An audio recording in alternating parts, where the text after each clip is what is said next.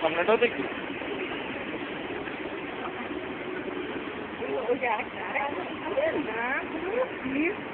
এগুলো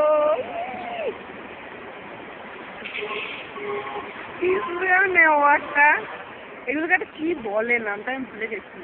এইবার দেখো খ দিয়ে নাম একটা না কেশর মানে পাখি কেশর 4 অক্ষরের নাম খ দিয়ে না কালো বসা দিয়ে কি একটা যেন নাম ভুলে গেছি মনে নেই 4 মানে ওই সারস বকে দিয়ে একটা ইয়ে